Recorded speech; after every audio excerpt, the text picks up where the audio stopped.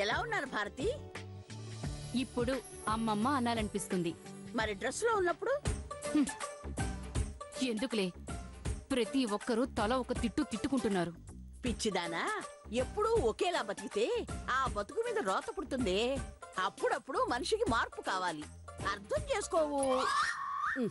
ఇంట్లో ఇంతమంది ఉన్నారు, ఒక్కళ్ళు టీ ఇచ్చి చావరే.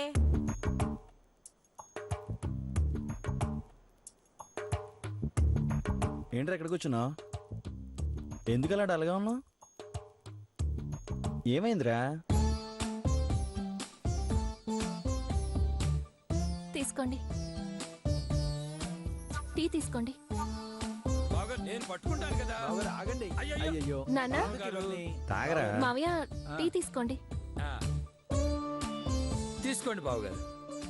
రేయ్, మనం బయలుదేరుతామని మీనాక్షితో చెప్పరా. నువ్వు వరుదినితో చెప్పొచ్చుగా.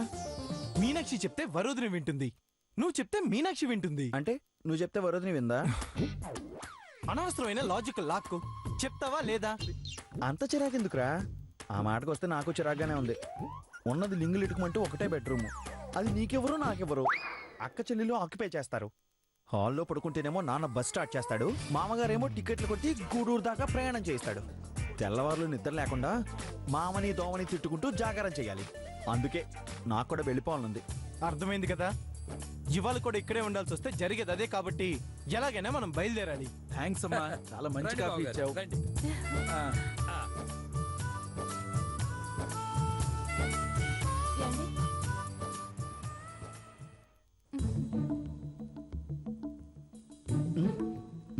పెద్దమ్మి,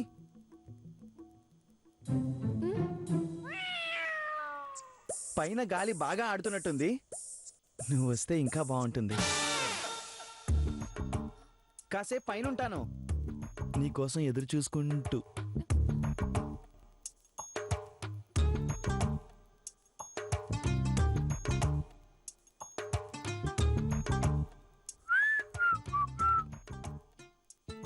ఆహా, ఇదంతా చూస్తుంటే కె రాఘవేంద్రరావు గారి సినిమాలో ఈ గాలిలో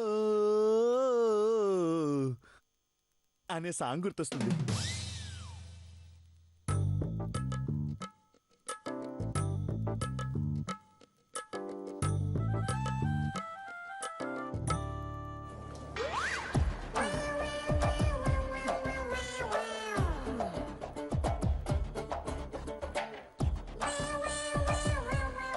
నా చీర ఎక్కడుందో? పెద్దమ్మి తప్పకుండా వచ్చి తీరుతుంది. ఇన్ని చీరల్లో నా చీర ఎక్కడుందో? పెద్దమ్మి వస్తున్నట్టుంది. ఇదిగో ఈ చీరగాలు చెప్తుంది.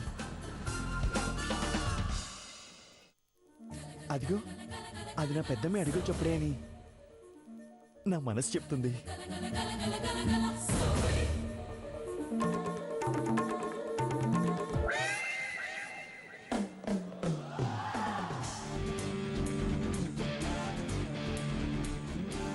దొంగ, నాకు తెలుసు పెద్ద మీను వస్తావని.